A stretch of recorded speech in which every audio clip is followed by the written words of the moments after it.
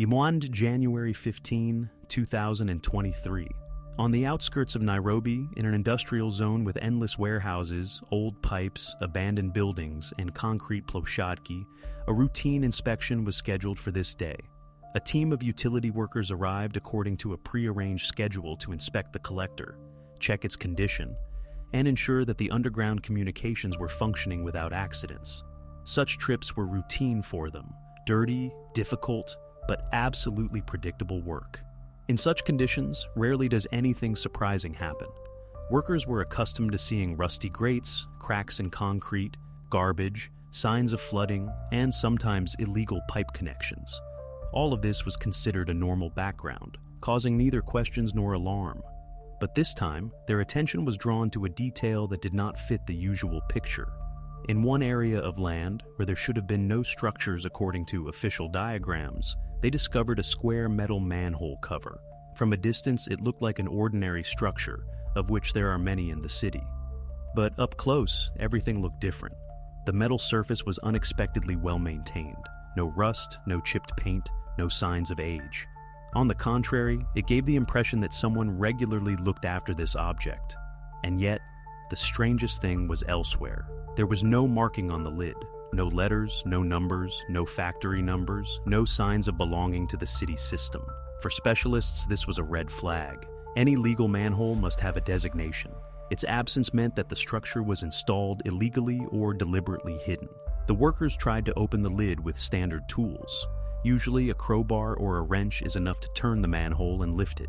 But here, the metal did not budge an inch. Several people took turns trying different techniques, but the result was the same. The lid remained motionless. It seemed that it was held not only by weight, but also by additional internal fixation. According to instructions, such cases cannot be ignored. All anomalies must be recorded and transmitted to the relevant authorities. The foreman called the police. A patrol arrived at the scene. Officers examined the manhole and requested archival diagrams of the industrial zone. The check confirmed the suspicions. This object did not exist in any document. On old collector plans, on new industrial zone drawings, nowhere was it indicated that there was a manhole or an underground passage in this place. The police decided to open the structure. Special tools were used for this. The work went slowly. The metal resisted.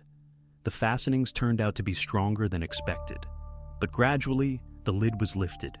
Stale air immediately rushed out of the opening. The officers shone a flashlight inside. Before them was an opening leading downwards. At first glance, it resembled a technical tunnel or an old mine, but the officers immediately noticed the walls did not look like ordinary communications.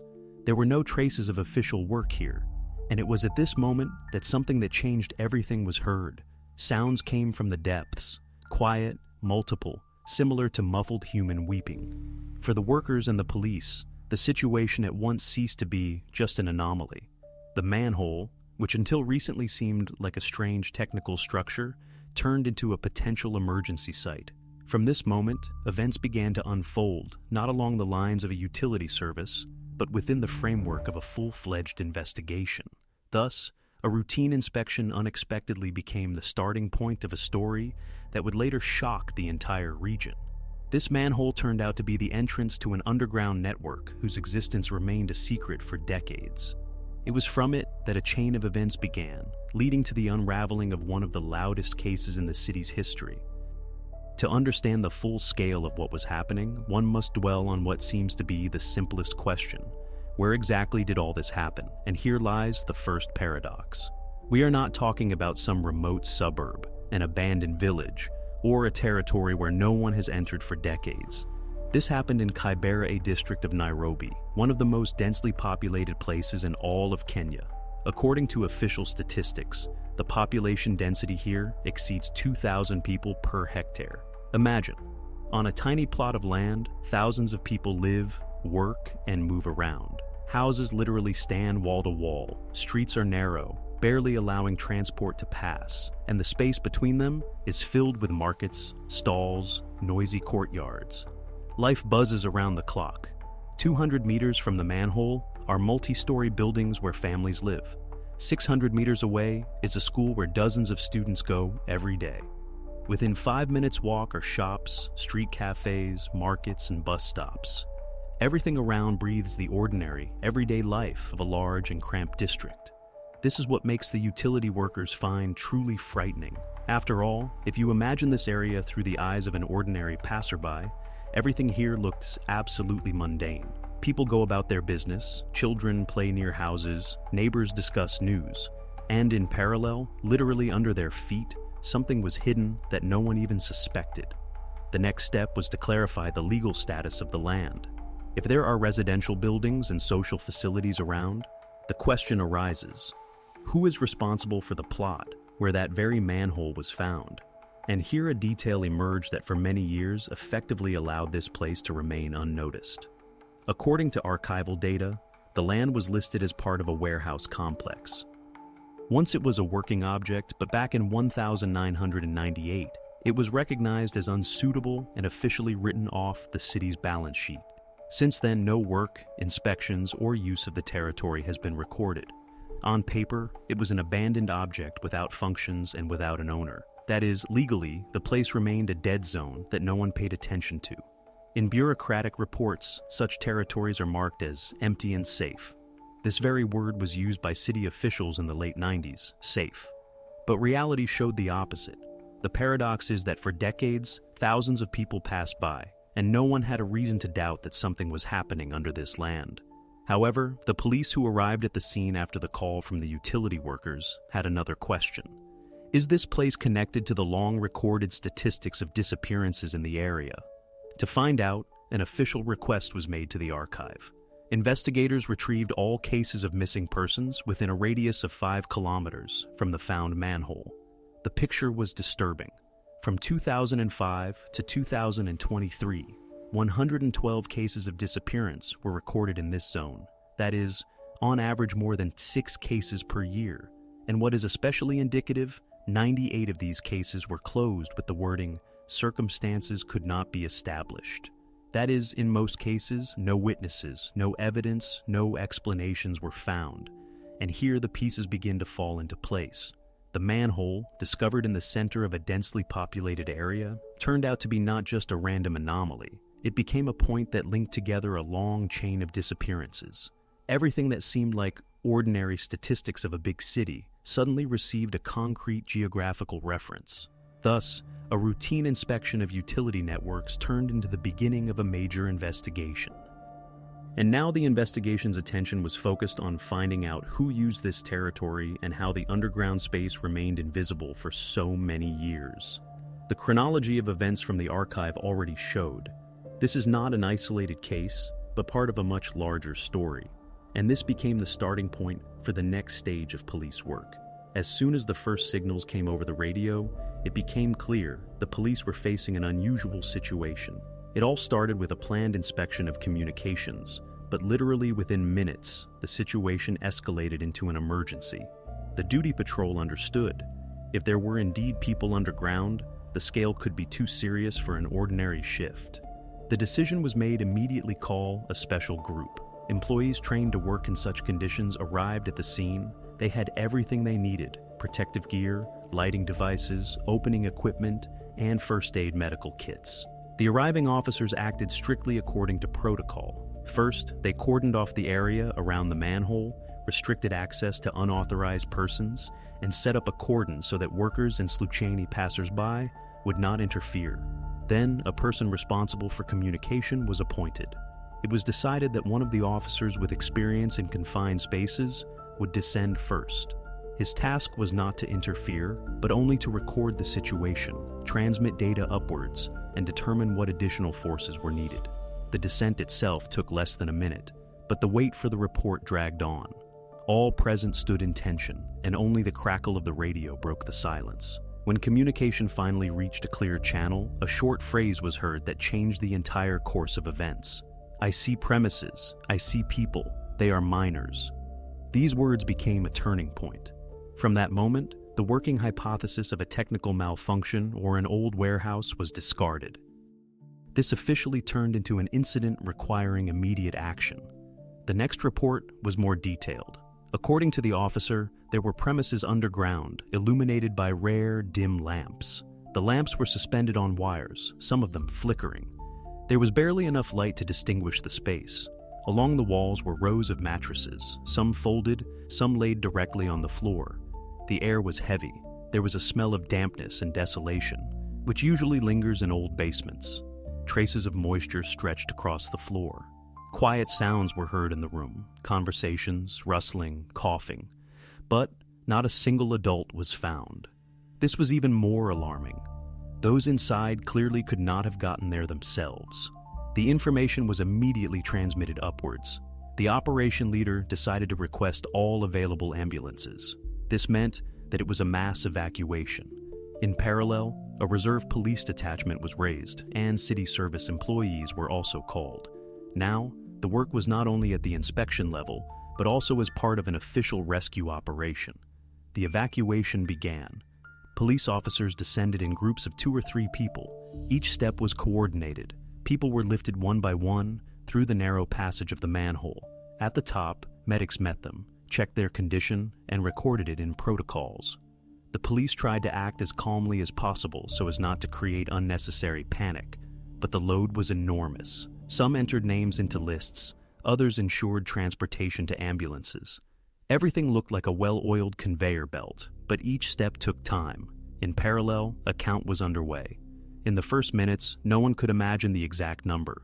Everyone relied on approximate estimates. With each new group, it became clear. It was a matter of dozens, and then 100 people. This was confirmed by the report from the scene. The premises were clearly designed for a large number. The first official summary arrived several hours after continuous work. The document recorded more than 100 people were evacuated from underground. All are young. The condition of most is assessed as exhaustion. This entry became key. It elevated the incident from a local category to a national-level case. Now, it was not only about the found people. The fact of their long-term stay underground immediately raised questions for the investigation. Who organized this system? Who financed it? And how did all this remain unnoticed for almost 2 decades? The scale of the find directly correlated with archival data on disappearances in the area. For investigators, it became obvious that the investigation was only beginning, and one of the largest and most terrible secrets in recent years was yet to be uncovered. After the people were evacuated and handed over to medics, the focus completely shifted to the object itself. Investigators understood time was against them. Any small detail on the surface could disappear in a matter of hours. Therefore, the first step was a complete cordon of the territory. Police officers set up a cordon, restricting access not only for journalists and local residents, but also for utility service employees who initially worked there. Now, the space around the manhole was officially considered a crime scene. Forensic experts arrived at the scene. Their work looked very methodical. The territory was divided into sectors so that nothing would be missed. Every square meter was recorded with photos and videos. They worked with instruments, checked the soil, took measurements.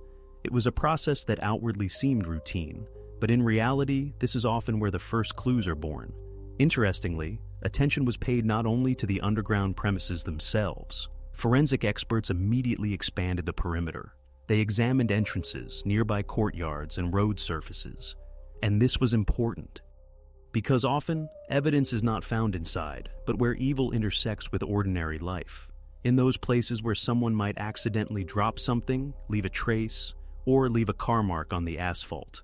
The inspection began with the simplest details. Several cigarette butts, characteristic of different cigarette brands, were found in the grass and on the asphalt. Nearby were tire tracks leading towards a neighboring enterprise. All these findings were recorded, but they did not yet provide anything concrete. However, then the situation changed. Right next to the manhole, on a small plot of land, an object was found that immediately stood out from the rest of the debris. It was a keychain with keys. At first glance, an ordinary item, but for forensic experts, it had a different meaning. Firstly, it lay too close to the entry point, as if it had fallen out when the manhole was being used. Secondly, the keys were clearly functional, with no signs of age or corrosion. That is, the find was recent. After a quick check, it was established. The keychain did not belong to either the workers or the police officers who first descended. This automatically made it evidence. Now, it received an official number in the protocol, and was packed in a separate bag for further investigation. The next task was to find out where this item came from. The keychain had a small logo. The specialists immediately had an idea. Such marks are often applied by companies that order souvenir accessories or use them for employee identification. The logo was checked through local databases, and it quickly became clear that it belonged to a security firm serving a neighboring industrial enterprise. This immediately narrowed the search. During the day, investigators went to the company. There, they interviewed employees. The guards showed their keychains, compared them with the found item, and eventually, one of the employees, who was on night duty, recognized the keychain as his own. He said he had lost it several weeks ago, but did not attach importance to it. It was at this moment that the investigation took its first step from an impersonal mass of evidence to a specific name. Now the investigation had a person who, at one time or another, could have been near the secret entrance. His confession became the starting point for the next stage of work, a detailed interrogation and alibi check. After the first physical evidence was recorded, the investigation had a concrete lead. The keychain with keys discovered near the disguised manhole became the starting point for building the entire subsequent line of investigation. Every such item requires verification: to whom it belonged, how it ended up at the scene, whether the owner could have been involved in the underground premises. The answer was received quite quickly. The owner's full name was officially announced: David Omondi. At the time of the events, he was 54 years old. More than half of his working life he had spent in the security sector. Specifically, he had been with this firm for 15 years, a considerable period, implying trust from the employer. His file stated, "No complaints, no disciplinary penalties, known for punctuality." Colleagues and management described him as a calm, non-confrontational person who never sought to stand out. At first glance, all this painted a picture of a conscientious worker, far removed from any criminal activity. But this was precisely the problem. Reality pushed towards a completely different version. Taking into account the found evidence, the investigation issued a warrant for his arrest. The procedure followed all rules. The arriving officers did not delay the visit and went directly to the facility where he was carrying out his usual duties. The situation could have developed in different ways, but everything went without complications. Omondi was met at his workplace in the evening, during his standard shift. According to eyewitnesses, he made no attempts to leave or dispute the police's actions. He offered no resistance. He was collected, remained calm, and did not even outwardly show any signs of agitation. Neither aggression nor an attempt to justify himself on the spot. Nothing of the sort was recorded. His demeanor suggested that he either did not understand the seriousness of the situation or was confident in his position beforehand. David was taken to the station, where the first interrogation was organized. Formally, the procedure began with personal data, after which investigators moved on to the evidence. He was presented with the found keychain. The reaction was immediate. He recognized the item as his own. However, he explained that he had lost it approximately 1 week ago while returning home. According to him, at the time, he did not attach importance to the loss, as only duplicates were on the chain, and there were no valuable keys there. Such an explanation seemed plausible enough, but did not dispel suspicions. Given the exact location of the find right at the manhole leading to the hidden premises, any coincidence seemed too convenient. And although formally the item could indeed have fallen out of his pocket or been lost accidentally, for the investigation, this did not negate the fact itself. The evidence linked a specific person to the territory where dozens of imprisoned people were found. The interrogation protocol recorded Omondi's key quote, "I have nothing to do with this. I was just guarding my territory." With this phrase, he outlined his future line of conduct. He did not deny ownership of the item, but completely denied any connection to the underground premises. From this moment, the investigation's task shifted. Now it was necessary to verify his words, compare them with other findings, collect additional evidence, or refute the version of an accidental loss. Thus, the first suspect was identified. His figure became the starting point for a new line of inquiry, which was to show the depth of his actual involvement in what had happened. While the interrogation of the guard continued at the station, a large group of forensic experts worked at the site itself. Their task was not only to record the situation, but also to understand exactly how this underground facility functioned. The first results of the examination showed that this was not a random pit or a temporary shelter. Underground, there was a system of premises divided into sections, and all of this was designed with a specific purpose. The preparation of the plan took several hours. Experts methodically measured corridors, recorded room sizes, and noted the location of engineering elements. Even then, it became clear whoever built this complex intended it for long-term operation. For example, the ventilation system was not hastily made. These were pipes led to the surface and carefully disguised as ordinary communication outlets. To an uninitiated eye, they were no different from urban engineering structures. Separate interest was aroused by the warehouse. In one of the rooms, neatly stacked bags of rice, boxes of canned food, and several large canisters of water stood. Based on the volume of supplies, it could be concluded. The premises were designed not for one day, but for weeks and even months of stay for a large number of people. The products themselves were of different dates, some completely fresh, others with expired dates. This indicated that the supplies were regularly updated. This meant that the facility was not abandoned, but on the contrary, maintained in working condition. All these findings completely changed the course of the investigation. No one could now say that this was a random story, or that the premises were used episodically. Everything pointed to systematic organization. And the further the researchers progressed, the more obvious it became. This was a clearly structured system that had existed for many years. The next stage involved searching for personal items and documents. Usually, such finds provide the key to establishing specific names and individuals. However, during the inspection of the premises, it turned out that everything that could point to the identity of the organizers had been carefully removed. No identification cards, no papers, no personal belongings were found. It was as if the premises had been deliberately cleaned to exclude any direct evidence. But, despite this, forensic experts noticed one thing in the corner that immediately attracted attention. It was a perfectly ordinary school notebook. Outside, nothing remarkable, a cheap cover, worn corners. But inside, everything turned out to be much more interesting. On the pages were neatly drawn tables, several columns, date, name, time. Entries were made systematically, at intervals of several days. From the content, it became clear that these were not random notes. This was a schedule. The document format resembled a duty roster or a plan for distributing responsibilities. Each line looked like part of a strict order. Before the investigators was direct evidence that someone was keeping track of actions related to this object. Familiarization with the notebook caused a stir among experts.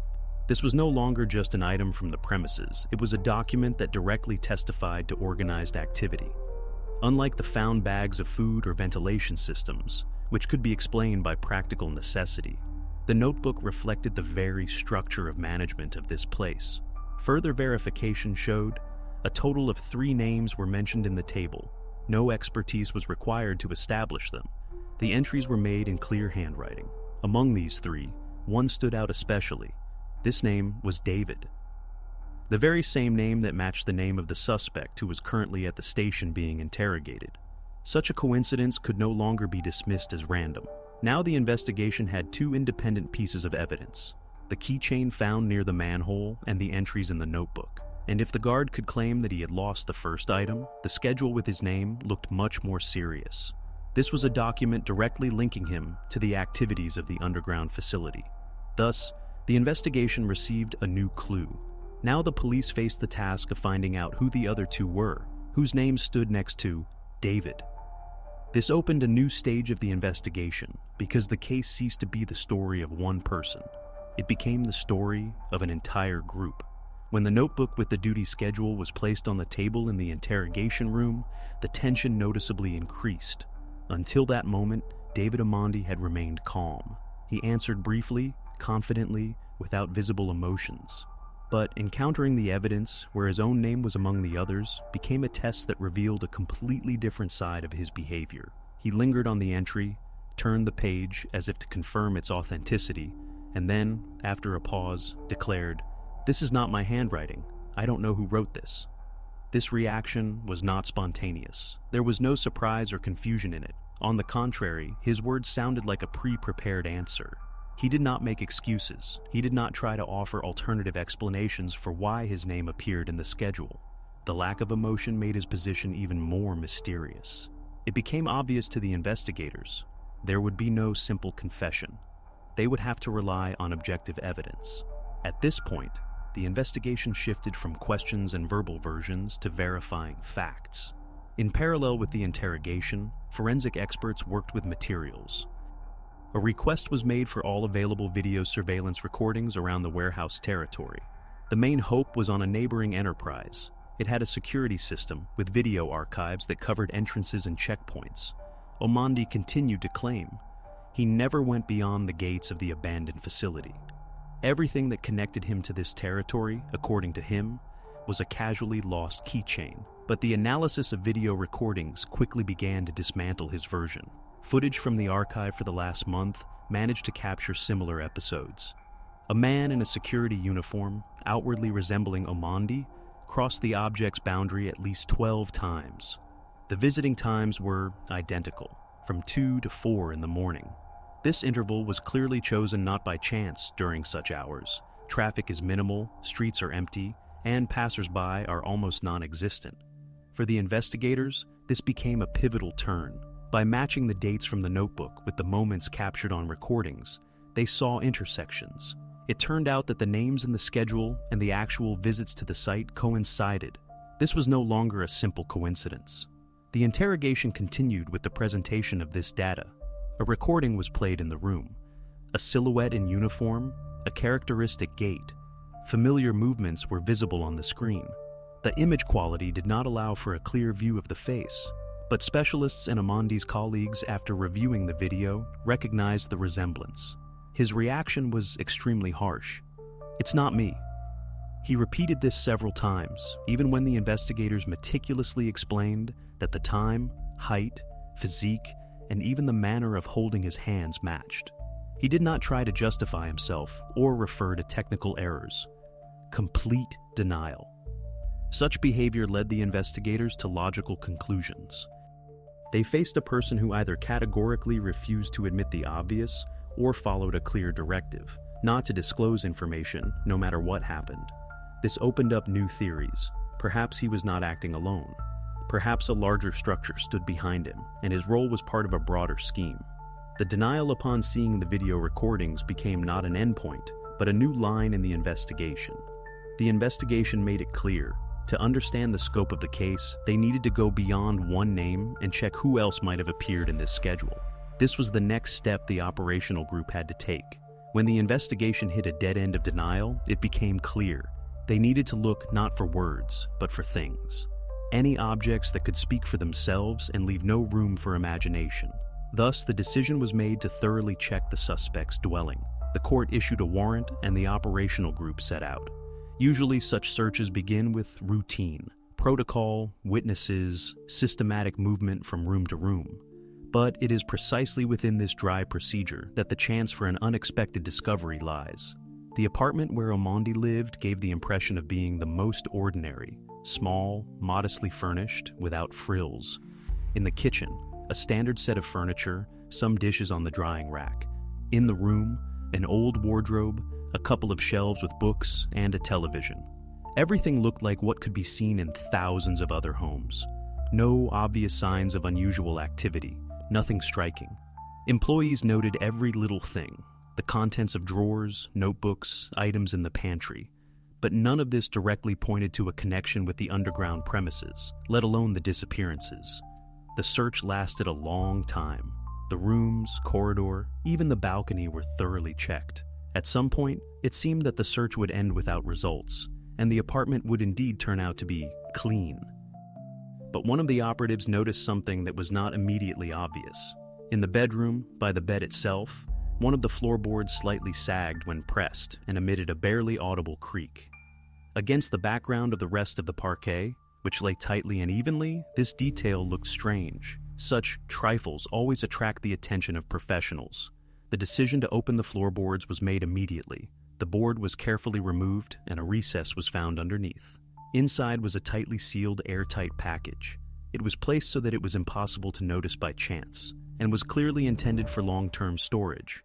The very fact of its presence already became evidence. A person who hides things in such a way understands that they could become a problem if they are in plain sight.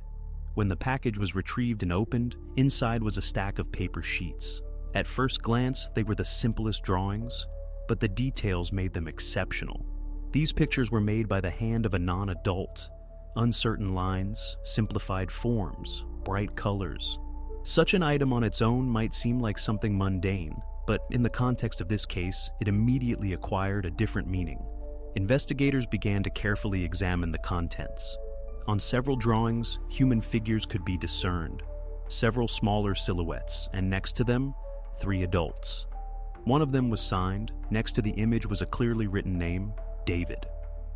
This coincidence with the suspect's name was impossible to ignore. Then, another drawing attracted attention. It depicted a square hatch leading downwards, a detail too recognizable to be a coincidence. It was precisely such a hatch that led the police to the underground premises in the industrial zone.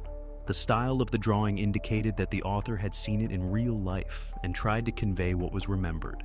The discovered stack of drawings sharply changed the course of the case. If the keychain could still be declared lost and the video recordings could be disputed, this find spoke directly. The papers were hidden precisely with the suspect. They did not end up there by chance. And the signatures and details indicated that his contact with the held people was direct.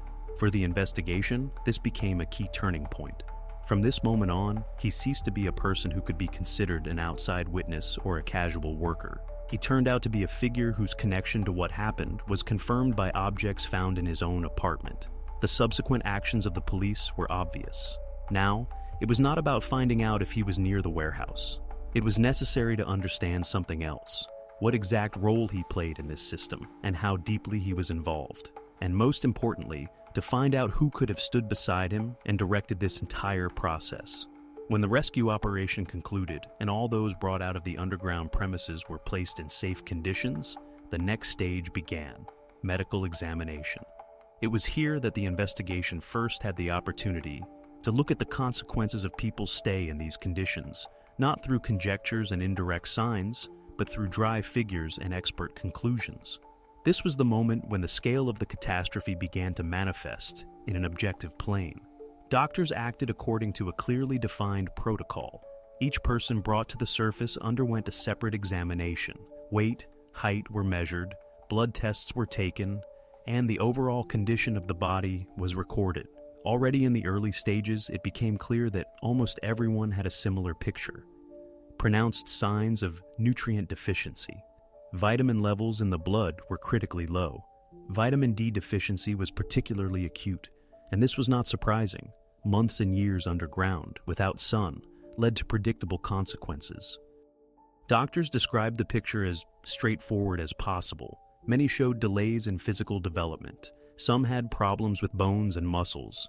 Constant confinement in a limited space, lack of fresh air, and natural light had taken their toll. Even the respiratory system in some was weakened. These conclusions confirmed one thing. It was a matter of long-term confinement, not a short-term incident. But along with this, medics noted an unexpected detail. No signs of regular physical impact were found on the bodies. There were no systematic injuries, scars, or characteristic marks from beatings. This caused some bewilderment among the investigators. Everyone expected to see a picture of brutal treatment, but the facts showed otherwise. People were kept in conditions that themselves destroyed the body, but they were not subjected to direct attacks. This changed the perception of the entire situation.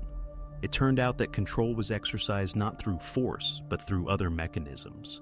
To understand what these mechanisms were, psychologists were invited. Their task was not only to provide assistance, but also to record the peculiarities of the behavior and speech of the rescued.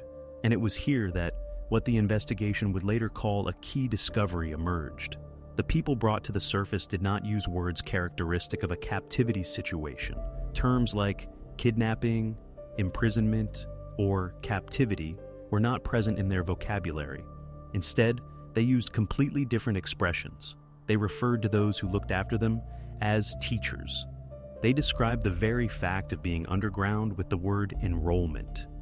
It sounded as if they had gone through some official procedure rather than being victims of a crime. Psychologists unequivocally wrote in their reports, This was the result of systematic psychological conditioning. People were led to believe that their situation was part of normal life, that what was happening had a legitimate and correct explanation. As a result, they did not perceive themselves as victims. Their identity was rebuilt to serve the needs of those who organized all of this. This data changed the essence of the investigation. Now, it was not only about physical confinement, but also about a targeted impact on consciousness. This required not only resources, but also knowledge in the field of psychology and pedagogy. Such a level of organization cannot be explained by the actions of a random person or a group of amateurs. A professional scheme was at play here, and it was against this backdrop that the figure of Omandi looked particularly strange. According to documents, he was an ordinary security guard, without connections, without a notable past, with an ordinary biography. He could not have been the one who independently built an entire system of confinement and psychological conditioning. This forced the investigation to look for broader connections. The first step was to check his finances. Bank accounts were thoroughly examined, and a pattern was discovered there. Every month, without delay, money was deposited into his account. Transfers came not from individuals, but from a legal entity. The amounts were stable, large enough to support a person in comfort. The purpose of the payments looked formal and unremarkable, for services. But the transfers themselves had been going on for years, and this became direct proof that Omandi had sponsors. Moreover, not at the level of minor part-time jobs, but from an organization that had official status. The name of this structure sounded respectable, Light of the Future. On paper, it was a non-governmental organization, but now it came to the center of the investigation. From a simple security guard, the thread led to an entire system, disguised as legal activity. Thus, the investigation took a new step. The story ceased to be a one-person case. Now, it was about a larger network that had remained unnoticed for decades in the very heart of the city. When the investigation first saw the name Light of the Future in the banking documents, it became clear that the situation extended far beyond the figure of a security guard, for it was no longer about a random person who might have been connected to the warehouse and underground premises, but about an official organization with its own charter, offices, and staff. This opened up a completely different scale. Not the level of private initiative, but the level of an institution, disguised by a grand name and noble slogans. That is why the first step was extremely formal and methodical, a request for information about the foundation from the database of legal entities. There, the investigators saw a picture that, at first glance, left no room for suspicion. The documents indicated that Light of the Future was registered as a non-profit organization, operating in the country for more than 20 years. Its main activities included educational programs, humanitarian aid, support for orphans, grants for orphanage graduates, and assistance with employment. All of this looked maximally clean, legal, and respectable. The reports published by the organization on its website listed hundreds of events: distribution of school kits, opening of computer classes, construction of small libraries in rural areas. The press wrote about them only positively. Newspapers came out with headlines like "Hope for a New Generation" or "A Piece of Goodness in Hard Times." In television programs, the Foundation was often cited as an exemplary initiative that shows that society has not lost compassion. Light of the Future had a reputation, and it seemed impeccable. The organization had awards from ministries, collaborated with international humanitarian structures, and was presented at conferences as an example of successful cooperation between the state and the civil sector. In short, the investigation faced a paradox. How could a structure with such a pristine facade be connected to a case involving underground premises and dozens of emaciated people? And this is where the main conflict began. Investigators understood. Too often, an ideal public image is created precisely to conceal genuine activities. The cleaner the shell, the stronger the suspicion that something dark might be hidden inside.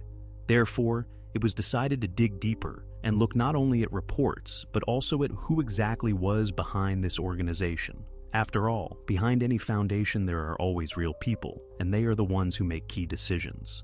Soon, a name surfaced in the registration data: Esther Niambira. She is 62 years old, and her entire life, if official biographies are to be believed, is connected with public work. Esther was listed not only as a founder, but also as the permanent director of the foundation. Moreover, in the public sphere, she was a figure of immense authority. In newspapers, she was called a philanthropist, mother to orphans, an example for a new generation. She participated in councils under the Ministry of Education, spoke at forums where she talked about the importance of caring for the country's future. She had an Order of Merit, medals, international certificates. In the eyes of society, she was a person who dedicated her entire life to charity. This image was in stark contradiction to what the investigation showed. On one hand, respect, recognition, speeches of gratitude. On the other hand, money transfers to the account of a security guard whose name appeared in the schedule of an underground facility. This looked like an intersection point of two worlds that, in principle, should not have touched. This is what made the investigation even more intense. Now, it was not about an ordinary person, but about a representative of the elite, a woman who had spent decades building an impeccable image for herself. The investigation acted strictly within the law. An official request regarding the nature of the transfers was sent to the foundation. The answer came quickly, but it was signed not by Nyambura herself, but by her lawyer. This was natural. People of such a level rarely come into direct contact with the police. The lawyer presented an official statement. It stated that the transfers recorded in Omandi's account were a part of the foundation's charitable program. According to the lawyers, Nyambura and her team regularly supported people in difficult life situations. Omandi allegedly sought help as someone in need, and the money he received was no different from hundreds of similar payments. On paper, everything looked flawless. The explanation was simple and fully consistent with the organization's activities. But the investigation still had a feeling that this was just the tip of the iceberg. The coincidence was too precise. Hundreds of aid recipients, and precisely the one connected to the underground facility, appears in the bank statements. Nevertheless, the foundation's legal position was impeccable. Formally, it looked like a donation, and proving otherwise at this stage was impossible. As a result, the investigation reached a dead end. The direct link transfers involvement fell apart because everything looked like part of a charitable program. This was an important denouement for this stage. The investigators found themselves in a situation where the direct thread broke off. To move forward, they had to look for new leads, analyze connections more deeply, and go beyond obvious facts. Something more could be hidden behind the foundation's facade, but this could only be confirmed through more subtle and risky work. The investigators understood if the current connection seemed too vague, then they needed to search in the past, and the deeper they dug, the higher the chance of stumbling upon traces that once did not receive due attention. Archives are the place where the key to the most intricate cases is often hidden, and if Nyambura's public biography painted her image in the colors of angelic charity, then the archives could show another side, carefully concealed behind official pages. Therefore, it was decided to conduct a large-scale check, to exhume old cases, study judicial archives, and cross-reference mentions of both surnames in any processes involving fraud, deception, or illegal transactions. Entire groups of analysts worked, sifting through thousands of pages, meeting minutes, and materials from investigative checks. This took several days. Painstaking routine work that is usually barely noticeable to anyone, but it becomes decisive at the moment when a coincidence is suddenly discovered. And this coincidence was found. In one of the databases, a case from the late 90s, dated 1999, surfaced. At first glance, it looked like another fraud case, but the wording of the indictment made the investigators wary. Adoption fraud. That is, it was about manipulating the fates of children, about their placement in foster families for money. The main figure was none other than Esther Nyambura. For the investigation, this was a crucial breakthrough. Now, it was not just about a coincidence of names or a random transfer of funds, but about a direct mention in a criminal case thematically related to the current investigation. But the strongest discovery awaited a little further in the witness list. Among the names who testified in court back then was David Omondi, and not just as a casual eyewitness, but as a defense witness. This discovery changed the picture completely. Their connection turned out to be neither accidental nor situational, but long-standing and stable. More than 20 years ago, they already stood on the same side of the barricades in a criminal trial related to children and their fates. That is, there was a shared history between them, based not on random overlaps, but on joint participation in a highly dubious matter. Naturally, the investigators immediately wondered, what was the outcome of that old investigation? After all, if it was high profile, why did Nyambura continue to exist impeccably in the status of a respected philanthropist? The answer turned out to be very interesting and revealing. The 1999 case was closed. The wording, due to the absence of a corpus delicti.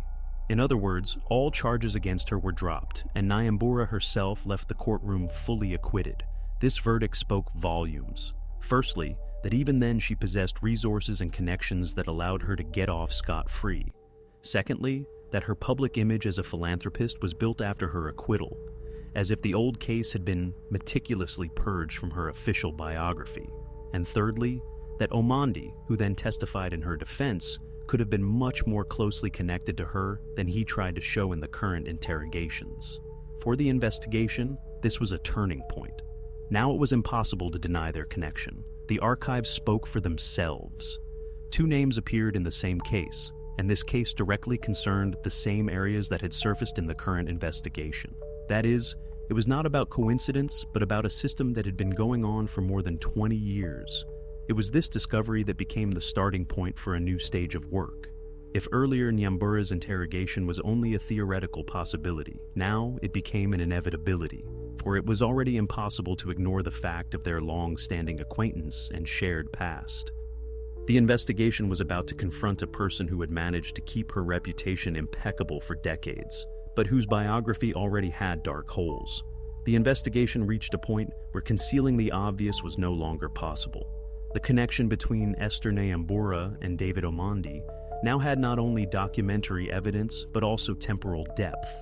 Over 20 years. Therefore, it was decided to summon her for interrogation. This step had strategic significance. Depending on how she behaved, it would determine whether the investigation could move forward or remain bogged down in the shaky mire of circumstantial evidence and formal explanations. On the appointed day, Esther arrived at the investigative department building. Not alone, by her side was a lawyer, an experienced legal professional with an impeccable reputation, known for his ability to build a defense even in the most complex processes. Outwardly, she appeared composed, confident, even somewhat defiantly calm. Her demeanor immediately created the impression of a person who was not afraid of interrogation, but perceived it as another formality, part of an image game. From the first minutes of the interrogation, Esther established a clear line of defense.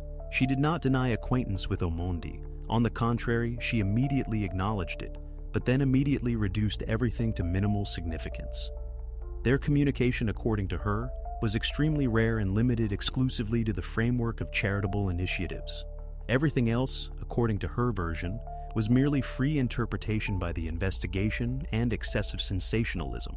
The investigator understood that she could not be broken by simple questions, so he began to methodically lay out the evidence before her. First came the bank transactions, accounts, amounts, dates, the entire chain of transfers from the Light of the Future organization to Omondi's name. Esther, without losing her composure, calmly explained, this was ordinary material assistance, one of hundreds that the foundation provided monthly to those in need. Next on the table lay the notebook with the duty roster, where the name David appeared. Her reaction was again confident. She stated that she had no relation to this document, that the foundation never kept such lists, and the mere mention of the name proved nothing. Then the investigator produced surveillance camera footage, where a figure resembling Omondi was repeatedly recorded on the warehouse premises. Esther again found an explanation. She said that the foundation did not control the private lives of employees, and if a person visited an abandoned facility, it was his initiative, in no way connected with the organization. This continued for almost 1 hour. The investigator presented evidence. She, along with her lawyer, immediately offered a logical explanation that formally closed every angle of the investigation. It seemed that this interrogation was turning into an endless ping-pong, question, answer, evidence, comment, and each time, a steady voice, confident formulations, and not the slightest emotional crack. At some point, it became clear a direct attack was not yielding results. All the facts available to the investigation were breaking against the carefully prepared wall of her defense. And then the investigator decided on a move usually reserved for last, like a hidden trump card. He pulled a drawing from the folder, the very one found in the hiding place in Amandi's house. An unassuming piece of paper, made by the hand of someone who once spent time underground. On it, figures of 3 adults and several silhouettes. One of the adults is signed with the name David, and next to it, an image of a hatch leading downwards. This moment became a turning point. The investigator silently placed the drawing on the table. He did not utter a word, simply gave her time to look. Silence hung in the room. The interrogation protocol would later record this episode. Esther Niambura was silent for the first time for 37 seconds. Visual contact with the object was continuous. These 37 seconds were worth more than all the previous hours of conversation. Her pause, her gaze, her silence. All of this became the first real crack in the perfectly constructed line of defense. It was at this moment that it became clear. The investigation had a chance to break through her armor and take the case to a new level. After the pause recorded during the interrogation, the investigation finally had a legal basis for decisive action. Further delay was pointless. All objects connected with Niambura had to be checked to find what could not be explained by either charity or an accounting error. Based on her reaction, the court issued a warrant to search not only her office, but also her home. For the investigative group, this became an opportunity to finally move from circumstantial evidence to direct proof. The operation began with the official office of Light of the Future. Here, everything looked exemplary. Neatly arranged folders and cabinets, perfect order on tables, accounting matching reports published in open sources. It seemed that the work of this structure was indeed transparent and correct. Every piece of paper, every stamp was in its place. To an external observer, this looked like confirmation of her innocence. But criminologists understood, too perfect an order can itself be part of a legend. When the office was done, the group moved to her home. Here the approach was different. All rooms, furniture, and personal belongings were checked. At first glance, everything here was also familiar and ordinary. Family photos, awards on the walls, interior items that emphasized her status as a respected public figure. But experienced specialists knew that important evidence rarely lies in plain sight. The most valuable things are always hidden where no one would think to look. That is why attention was paid to one of the frames with a photograph. An ordinary picture on the wall, nothing remarkable. But upon closer inspection, it became clear. The back panel of the frame was fastened in an unusual way, as if it had been repeatedly opened and closed. After opening, a hidden cavity was discovered. Inside, a small hermetically sealed package, and in it, a USB drive. The mere fact of finding the electronic medium already had enormous significance. Unlike oral testimonies or ambiguous documents, digital information could contain precise and systematic records. The medium was immediately packaged, sealed, and delivered for examination. There, it was connected to a separate computer, isolated from the network. The analysis result was a real breakthrough. The flash drive contained only one file, an Excel table. No images, no personal notes, just dried lines and figures. But it was this dryness that made the document more terrifying than any photographs. The table contained hundreds of rows, in each a unique code, a date of receipt, and a status column. At first glance, it looked like a standard working document for any organization. But in the status column, next to dozens of entries, was the same mark, transferred. This word became key. It carried everything that had previously been hidden behind charitable formulations. There was no talk of aid, grants, or support here. It clearly and coldly documented the movement of living people, as if it were a commodity or resource. And this could no longer be explained by chance or error. From this moment, the case took on a different scale. Now the investigation had not just indirect suspicions and emotional reactions, but a real document that black on white fixed the system. The table became irrefutable proof that it was not a private initiative of a security guard, but an entire scheme involving people with resources, connections, and the ability to hide their actions for years. This discovery opened a new chapter in the investigation. Ahead was the stage of studying the table line by line. searching for matches with disappearance archives and finding those who hid behind the words transferred. When the printed table appears in the interrogation room, the atmosphere instantly changes. Until this moment, everything relied on her confidence and composure, on the polished answers of lawyers and impeccable formulations. But now, before Nyambura's eyes are not abstract questions or investigators' hints, but sheets of paper with concrete lines and figures. Each line is like a blow. Each word in the status column seems to burn through the air in the room. Transferred, transferred, transferred. Dozens of times the same word, without emotions, without explanations, but with murderous obviousness.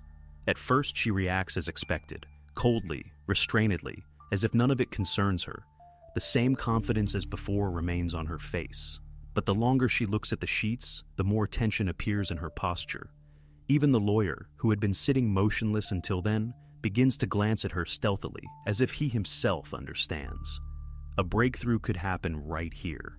And indeed, after several minutes of silence, Nyambura changes tactics for the first time during the interrogation. She stops denying her involvement and begins to speak. Her voice sounds calm, but something painfully personal slips into her words. She admits, yes, she is familiar with these tables. Yes, she knows what the word transferred means. But, according to her version, all of this was not a crime, but a mission. Her phrase is recorded in the protocol. I do not consider this kidnapping. It was salvation. I took them from the slums and gave them a chance for a better life. She utters these words without hesitation, as if she had repeated them dozens of times in her head, justifying herself over and over again. And it is in this, the eerie power of her confession. She truly believes that she was doing the right thing. The interrogation continues. The investigator does not interrupt her, allowing her to elaborate on her thoughts. And the longer she speaks, the clearer her worldview becomes. She is sure that she acted out of the highest motives. For her, it is not a cynical scheme, but a mission of salvation. She says that she considered herself the person who could change someone else's fate, snatch someone from poverty, and show them a different life. But behind this beautiful facade lay something much darker. At some point, she utters what the investigators had been waiting for so long, a direct explanation of the term. Transferred means adoption. These words sound almost mundane, but a heavy silence falls in the room, because now there is nothing to hide. She herself confirmed that it was not about random people, not about random entries, but about an entire system. Moreover, she clarifies that the transfer was carried out not just anywhere, but to wealthy families in Europe and the United States. Those who had means and connections got what they wanted. But further in her confession, a detail emerges that finally shatters the legend of salvation. She is forced to admit these adoptions were not selfless. For each such transfer, large sums of money were involved. Formally, they passed as charitable donations to the Light of the Future Fund. In reality, it was a carefully disguised trade. Financial transactions confirmed everything: sums, dates, the connection between payments and entries in the table. Thus, her monologue, which was supposed to be a justification, turned into a direct self-exposure. She could repeat words about nobility as much as she wanted, but the document said otherwise. Before the investigators' eyes, a cold picture unfolded. Children turned into commodities, a fund serving as a storefront, wealthy families as clients, and Nyambura herself as the coordinator of this chain. Now the interrogation was turning into the final stage of exposure. Everything she had built for decades was collapsing before her eyes. No grand speeches about humanitarian missions and salvation could negate the clear lines in the tables, the neat bank transfers, and her own words recorded in the protocol. The investigation got exactly what it sought, a confession that legally and morally solidified her participation in the scheme. And at that moment, it became clear. The story, which until recently seemed like a tangle of rumors, hints, and unspoken words, finally acquired clear outlines. Now, it was not just a case with one security guard and a charitable foundation. It was a multi-level system that had been working for years, with finances, with patrons, and with a carefully constructed legend. And it was here that a new stage of the investigation began. The search for those who stood on the other side of these donations, those who were willing to pay for other people's fates.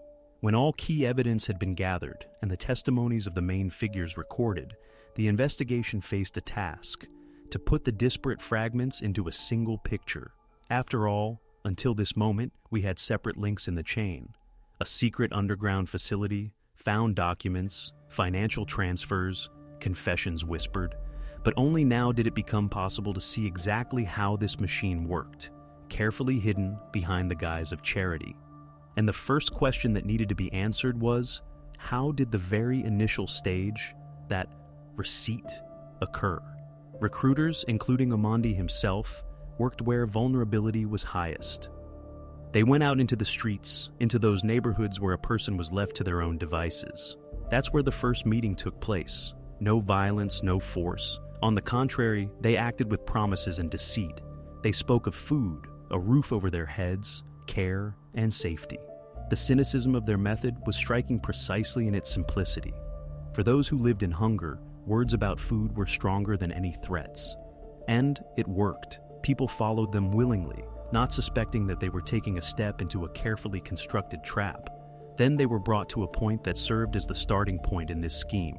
It was a warehouse, unremarkable at first glance, but it was there that the conveyor belt began, turning living people into program objects. From there, they went underground, into the very room that forensic experts had already described: ventilation, provisions, planned space. The second stage, containment, turned out to be no less thought out. Underground, everything was organized so as to gradually erase the former life. Here, they were not beaten or scared with shouts. On the contrary, the method was to create an illusion of care and learning. New arrivals were given normal food, taught to read, write, and taught English. This was part of the reprogramming. Real names were taken away, and new ones were given in their place. The old past was washed away from memory and replaced with a new role. Even the most basic memories were gradually erased, and instead, it was instilled. You came here because you were lucky. You are part of the school, part of the program. It was here that what psychologists would later call preparation for integration took place. These people were as if being prepared for sale. They were torn from their roots, deprived of connection with their native streets, and integrated into an artificially created reality where everything looked like learning and care. But the real goal was one: to prepare them to someday leave the country without resistance and end up in the hands of strangers. The final stage of the scheme was called transfer. This was the most complex part, requiring the participation of not only local executors, but also an entire team of specialists. It was here that the NGO, Light of the Future, connected. On its official forms, fake documents were prepared, certificates confirming orphanhood, testimonies, signatures of local officials bought with bribes. The papers looked absolutely legal, which meant they allowed people to be taken abroad without suspicion. Then came the moment of meeting with those for whom the whole mechanism existed. Wealthy couples flew to Kenya under the guise of philanthropists or tourists. On site, a carefully prepared package of documents, a visit to the NGO office, and ready papers for signing awaited them. In the eyes of these people, everything looked almost legal. They made a donation to the fund, signed adoption papers, and calmly took with them a person who was already prepared for a new role. Thus, the entire scheme formed a single chain: street recruiter, underground containment, document forgery, international transfer. At each stage, different individuals acted, each performing their part of the work, and all together formed a conveyor.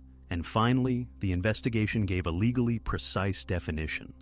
It was a systemic channel of human trafficking, carefully covered by charitable slogans and grand words about salvation. A scheme that worked for years, remaining in the shadows until one accidental malfunction allowed a glimpse into its inner workings. When the investigation reached its logical conclusion, the attention of the entire country focused on the next stage, the judicial process. This was not just another case, but a process that immediately received historical status, as it concerned dozens of people involved in a long-standing and carefully constructed criminal scheme. Every step of the investigation, every piece of evidence, and every testimony now had to be tested in court, and it was there that the fate of not only specific defendants, but also the entire organization, which for years had hidden behind charitable slogans, was decided. The question that resonated in society throughout the weeks of waiting was simple and straightforward. What exactly would the prosecution accuse them of? The answer turned out to be far more extensive than many expected. On the defendant's bench was Esther Nyambura herself, the director of the Light of the Future Fund, her closest associate David Omondi, and along with them 5 other employees who held various positions in this organization. The indictment contained a list of articles that sent shivers down one's spine: human trafficking, unlawful detention, kidnapping, document forgery, participation in a criminal organization. The list looked like a catalog of the most serious crimes, for which dozens of years of imprisonment are prescribed. The trial began in a packed courtroom. Getting inside was incredibly difficult. Only those with special permits were allowed. Journalists waited outside the courthouse from early morning. Reports were broadcast live, and every session was discussed throughout the country. People were not just following the process, they were waiting for justice, waiting for the moment when the guilty would be punished. The process turned out to be difficult and long. It stretched for almost 8 months. During this time, more than 100 witnesses were heard: former fund employees, police officers, experts, doctors, psychologists, and even those who had indirect relevance to the organization's activities. Each time new evidence was brought into the courtroom, be it financial documents, forensic results, or photographs from the crime scene, the tension in the room increased. People understood, not just the fates of several defendants were at stake, but society's trust in the very system of justice. Particular attention was paid to the lawyers' presentations. The defense of Esther Nyambura and her circle was built around the same thesis. Their actions allegedly had an exclusively humanitarian character. Lawyers spoke of salvation, of chances for the future, of the fund helping those who were deprived of support. They tried to create an image of virtuous individuals who were unfairly accused. Nyambura herself, in her rare statements, maintained a confident, even arrogant demeanor, repeating that she never pursued selfish goals and always acted for the good. But behind the beautiful words stood nothing but emptiness. The prosecution, step by step, dismantled every argument of the defense. Bank statements showing multi-million-dollar transfers were presented. Forged documents presented as official were demonstrated. Testimonies of people who saw how the entire scheme worked were read out. The picture became increasingly clear. It was not about charity, but about a coldly calculated business. When the process approached its final stage, it became obvious. The lawyers were unable to refute the mass of evidence that the investigators had collected. The judge carefully listened to both sides and, in the final session, rejected all defense arguments as unsound. The moment arrived for which thousands of people had followed this process from the very beginning. A dead silence fell in the courtroom as the judge took the sheet with the verdict. It seemed that even the cameras stopped humming and the spectators held their breath. The verdict was harsh and irrevocable. Esther Nyambura received a life sentence without parole. Her right-hand man, David Omondi, was sentenced to 25 years in prison. The other 5 fund employees received sentences of 10 to 15 years. For all of them, this meant the end of their former lives, and for society, an important signal. No connections, no loud names, and no beautiful slogans can save criminals from accountability. Thus, in a legal sense, the story was completed. Justice triumphed, and people who had acted in the shadows for years, hiding behind the mask of charity, found themselves behind bars. But, along with the verdict, another question arose. How could such a scheme exist for so long, and who else remained outside the court, retaining their influence and freedom?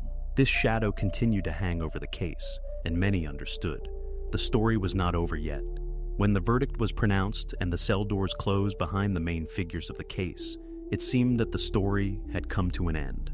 But in reality, everything was just beginning, for the criminals received their punishment, but those for whom the investigation was conducted were left alone with their fate. These are not the stories that end with a period after the verdict is announced. On the contrary, that is when the time comes for the most difficult questions. What will happen to those who were drawn into other people's games? And will they ever be able to return to normal life? The state could not simply report on the completed process and forget about the case. A special government commission was established, which included not only officials but also psychologists, social workers, and representatives of international organizations. Their main task was to find and establish the origin of every person whose name appeared in the ill-fated table. This work turned out to be difficult and painstaking. For some, relatives were found who had considered them missing for many years. There were more than 100 such stories. A total of 154 people were returned to their families, albeit after decades of separation. But the story also had another, much darker outcome. A significant part of those who appeared in the fund's documents were never able to find their former home. For them, the state organized shelters and temporary rehabilitation centers. There, they were provided with psychological assistance, adaptation classes, and gradual integration into a life that was supposed to be new for them. These centers resembled closed schools where the day was scheduled minute by minute, from classes and medical examinations to meetings with psychologists. Officials did not hide the fact that this path would take years, and no court, even the most just, could instantly erase the traces of what they had experienced. The Commission's work proceeded in parallel with international efforts. After all, the Light of the Future scheme crossed borders, and this meant that the investigation went far beyond Kenya. Requests were sent to Europe and the United States. Interrogations began of those families who had once taken in new adopted children under the guise of legal adoption. It turned out that many of these people were unaware of the illegal side of the process. For them, everything looked official: documents, stamps, notarial signatures. But now they were becoming witnesses in a high-profile case, and some families themselves turned to the authorities to shed light on the circumstances. International cooperation proved to be long and complex. Lawyers, prosecutors, and investigators from different countries exchanged data, searched for coincidences in archives, and tried to understand exactly who, at what stage, turned a blind eye to what was happening. This process is still not complete. And there is a certain logic to this. Too many threads stretch to different corners of the world. Too many people are involved to put an end to it with one decision. But along with this work, there remained questions that no one could answer. In place of the warehouse, which served as the starting point for the entire criminal scheme, there is now an empty lot. It was demolished to the ground, as if trying to erase the very memory of what happened within those walls. The Light of the Future organization was officially liquidated, its accounts closed, and its property confiscated. On paper, this looked like the final destruction of a criminal legacy. And yet, even with such measures, a shadow remained that could not be dispelled. Because the final report of the commission contained a terrible figure. 90 people from the list could not be identified. No name, no family, no precise data on their origin. Their past was erased, as if they had fallen out of reality. This was the last and most bitter point in the entire story. Yes, justice triumphed. Yes, the guilty were punished. But for dozens of people, the past forever remained a mystery that no one could ever restore. And it is precisely this that makes the ending of the Light of the Future case so bitter. Justice can punish criminals, but it is not always able to fully return stolen lives. On the 15th of October, 2019, workers checking the grounds of an abandoned construction site named Ballynock Marina in Ballynock stumbled upon a strange discovery. A figure was hanging from a concrete block. Next to it, on a surface, lay a phone with an open note. It contained only a short sentence: "I can't anymore. Forgive me." The construction site had been deserted for a long time, and locals knew well that teenagers often frequented it. The area was open and unguarded, so it surprised no one that people entered it unhindered. It was precisely there that they saw what the police, arriving later, recorded. The investigation proceeded quickly. A figure in a noose made of a construction rope. Next to it, the note on the phone. There were no signs of a struggle. The site was clean. At first glance, everything seemed a clear-cut case. The patrol noted this in their report as a tragic but understandable outcome. However, this very clarity proved deceptive. The note, which looked like a final word, was only the beginning of a story that would soon take a completely different turn. The scene the police found at the construction site seemed unambiguous. But as the first conversations with Aoif's acquaintances began, everything appeared far more complicated. Too much in her life did not fit the version recorded in the reports.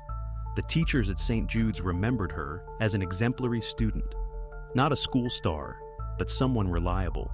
She completed homework on time, was not argumentative in class, and interacted confidently with classmates. If there were moments when her mood dipped, it seemed like normal age-appropriate fluctuations, nothing special.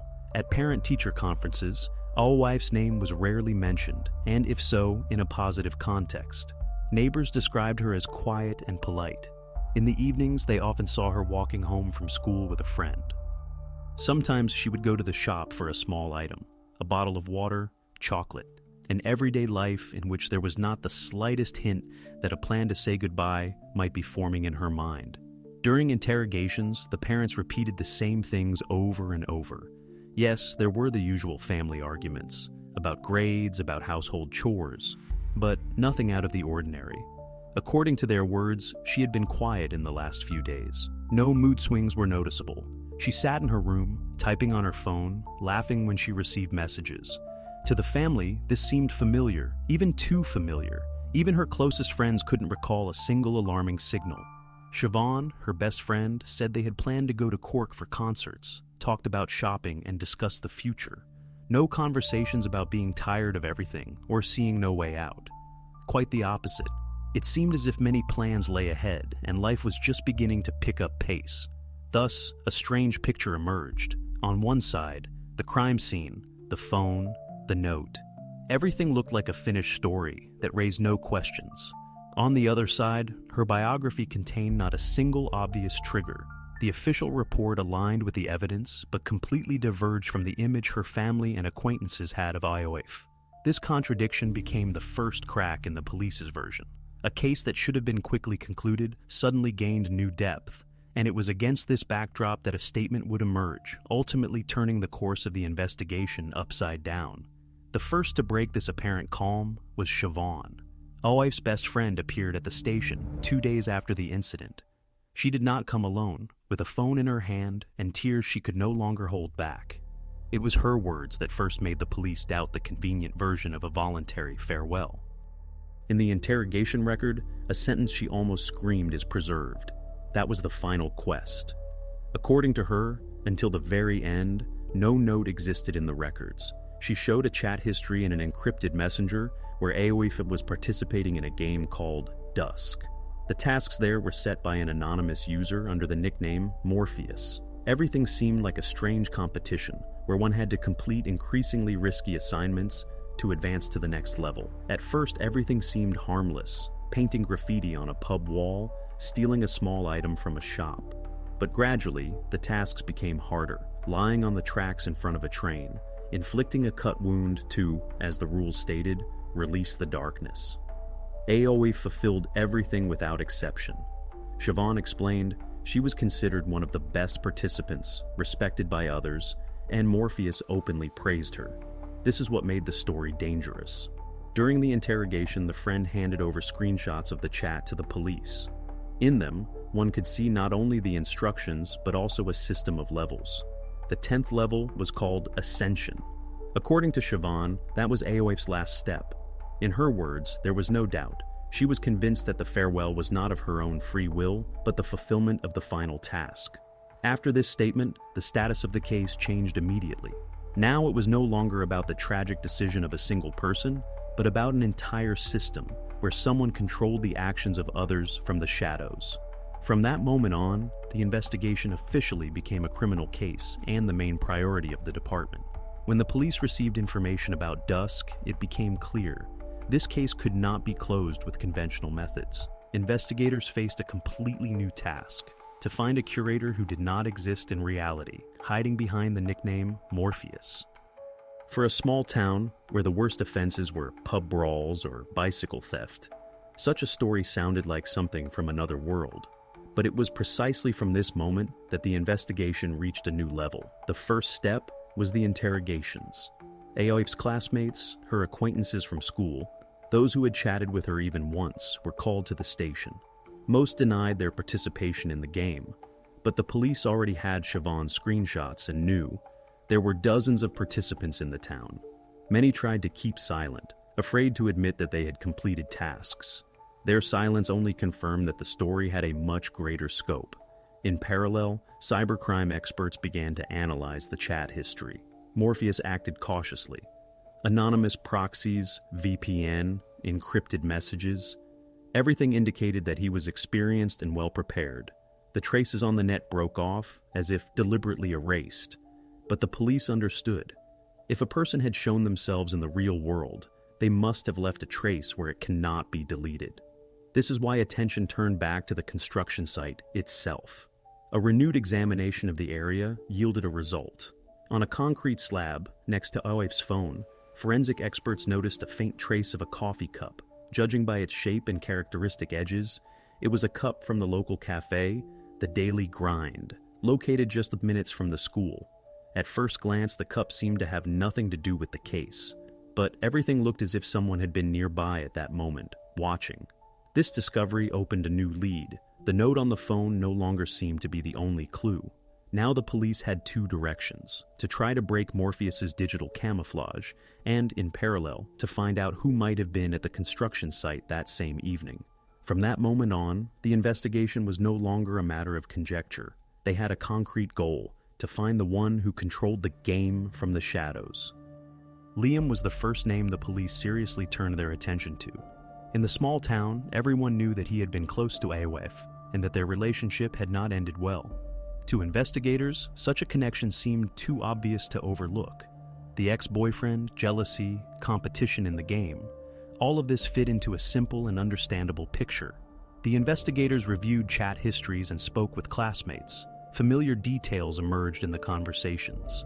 Liam made no secret of the fact that it was hard for him to see Oif constantly climbing the ranks in dusk.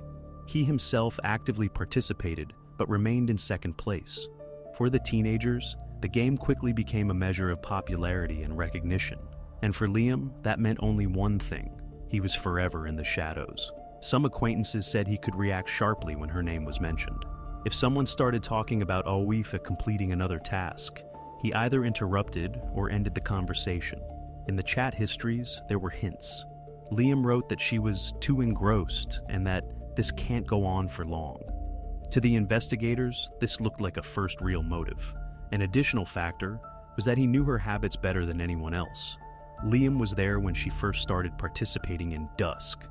He understood how the game was structured, what tasks appeared, knew her weaknesses and fears. For the police, this was an important detail. He could have pushed her at the right moment, hidden under the nickname Morpheus. Against the backdrop of these facts, his candidacy seemed convincing. The investigation had a concrete focus. Liam was called in for questioning, his phone and laptop were checked, and his movement data was requested. Everything was processed. Where he was on the day of the incident, with whom he communicated, what messages he sent. Thus, the investigation took its first turn. Now the story no longer had just a faceless curator on the net, but a living person who could well have been at the center of events. Liam was officially made the main suspect, and the attention of the entire investigation team focused on him.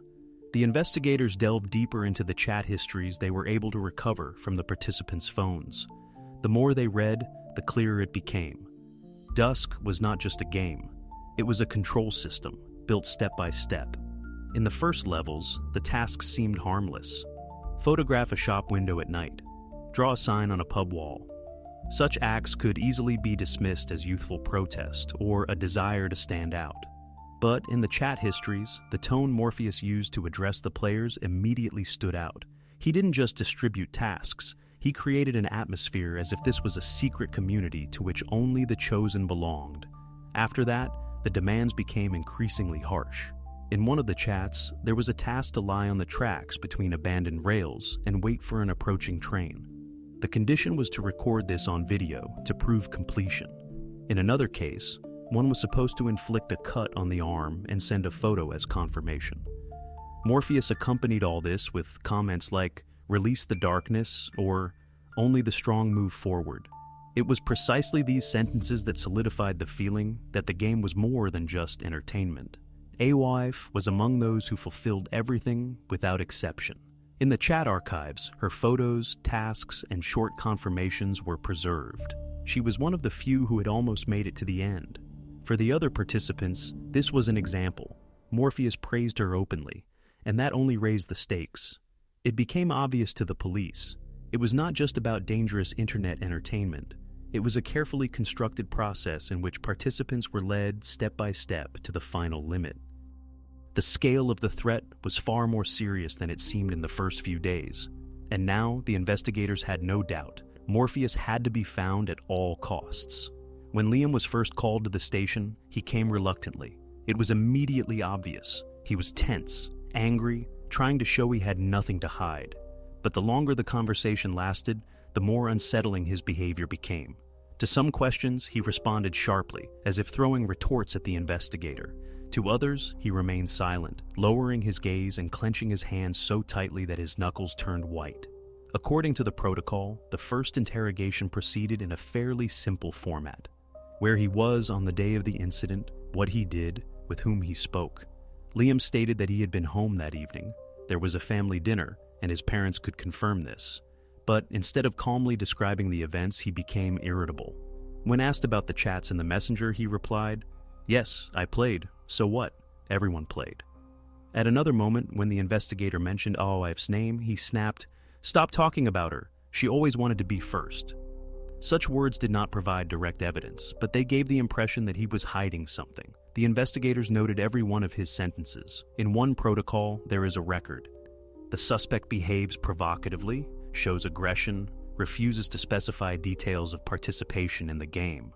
At the same time, Liam repeatedly stated that he had forced no one, that his role had been minimal, but his aggressive tone sounded louder than all denials. After that, the situation became even more tense. When he was shown the chat history from dusk, in which he argued with Aoife about her leading position, he practically exploded. He slammed his fist on the table and said, "She always acted like she was better than everyone else, but I knew that wasn't true." The investigator noted this moment as an emotional outburst. For the official report, such behavior seemed like an indirect confirmation of his hostility. Yet, despite all the suspicion, no direct evidence was found in Liam's words. His aggression could be a mask of fear or indicate a hidden motive. For the police, this meant only one thing: continue working and search for traces that did not depend on emotions. Liam remained the main suspect, but his statements were not enough to draw a conclusion. Therefore, the investigators decided to dig deeper and return to the evidence found at the construction site. When the version with Liam no longer seemed convincing, the investigation decided to return to the beginning and re-examine every piece of evidence. In such cases, it is often the small things that become the key. And so, attention once again focused on what had seemed almost insignificant in the first hours of the investigation: the trace of a coffee cup on the concrete block next to Awif's phone. At the time, this was recorded purely formally, but now the investigators decided that even that had to be checked. The path began at the Daily Grind Cafe, a small establishment in the center of Ballinock, where teachers, office workers, and students came in the mornings. The baristas knew almost all their guests personally, so the investigators quickly asked, "Who has been ordering black coffee to go lately?" The answer was unexpected. The staff remembered a man who had appeared for several weeks in a row. Tall, always in a dark jacket. He spoke only what was necessary, always ordered the same thing, and left silently. They immediately noted, this was definitely not a student. After that, the routine work began, reviewing video footage. The cameras in the cafe and on the street had recorded dozens of hours, and in this mass of footage, a familiar figure was identified. A tall guy with a hood, who made an effort to turn away from the lenses. He came almost daily, sometimes even twice a day. He got his coffee and left immediately without lingering. His behavior seemed strange, as if he didn't want to be remembered. The most important discovery occurred when the investigators reviewed the footage from the 15th of October. At 1842, this man appeared again at the Daily Grind, picked up his order, and headed towards the southern outskirts of town, precisely where the abandoned Ballinock Marina construction site was located. The time coincided with the evening when the workers found Awif's figure. For the police, this was a turning point. Until then, the entire story revolved around Liam and his possible jealousy. But the coffee cup showed a completely different picture. There was a stranger nearby, whom none of the teenagers had even mentioned. Not just a random passerby, but someone who had left a trace at the very scene of the crime. This evidence meant that behind the game Dusk, there could indeed be a third party, an adult who observed the events from afar. Now, the investigators had a new thread. The suspicion against Liam no longer seemed to be the most important. The figure of an unknown person came to the forefront, who not only controlled the chat and the messenger, but was also present in the real world at the moment of the tragedy. And it was precisely him that the investigators had to find next. After a series of interrogations, as suspicions surrounding Liam intensified, the moment of truth arrived. The police awaited the results from the experts. They were to confirm or refute Liam's involvement in the story of Dusk. The atmosphere in the department was tense. A part of the investigators believed the case was nearing its conclusion and they had a culprit, but others understood that emotions and behavior during interrogations were not yet evidence. Everything was to be decided in the labs and offices of the forensic technicians. First, the specialists examined the mobile provider's data. Liam's phone was logged into the network the entire evening of the 15th of October. Geolocation showed that the device was in the area of his home on the northern outskirts of Ballinock. The data matched the parents' statements, who claimed that evening they had a family dinner. Furthermore, the system registered logins and logouts from the home Wi-Fi, meaning that the phone was not just lying at home, it was actually used at a specific time. But geolocation was not enough. The investigators requested a detailed breakdown of messenger activity.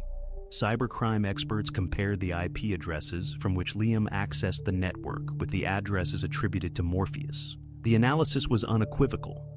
No matches. At the moment, Morpheus was writing to participants and giving new tasks. Liam was online from a normal home IP address registered to his father.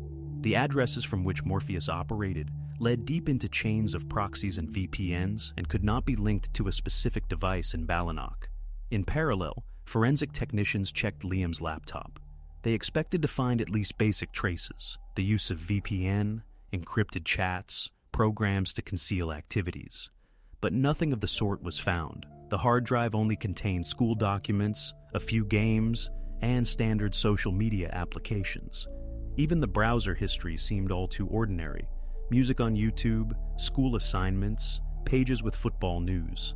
The specialist noted, no signs indicating activity under the nickname Morpheus were found on the device. An additional detail was provided by the house's technology itself. Liam's father, who worked for a construction company, had installed a simple surveillance camera at the entrance. It automatically recorded everything that happened in front of the door.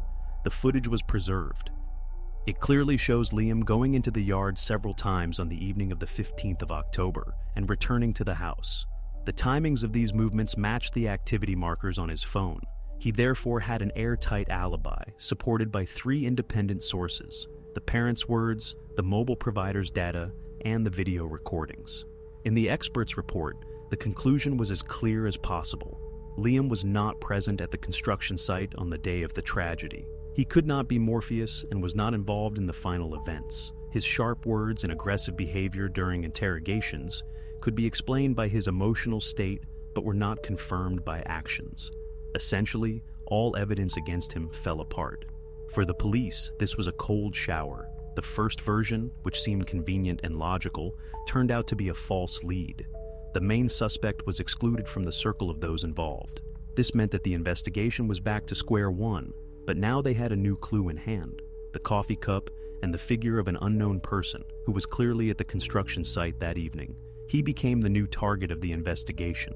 When the expert analysis finally cleared Liam of suspicion, the investigation was in limbo. On one hand, it was clear. Behind the story of Dusk was a far more experienced and cautious person. On the other hand, concrete evidence was lacking. Investigators saw that Morpheus acted skillfully. He used VPN, proxy chains, encryption. It seemed as if he had known all the police's vulnerabilities in advance and planned his steps so as not to leave a single error. But precisely such people often betray themselves with a single small detail. In the cybercrime department, routine work began. Specialists downloaded thousands of messages they were able to recover from participants' phones. Chat by chat was manually reviewed, every photo, every link checked. Automatic filters found nothing. The traces were perfectly disguised. So the officers proceeded with the old method. Line by line, manually, they checked protocols and archives in the hope of finding even a single inaccuracy.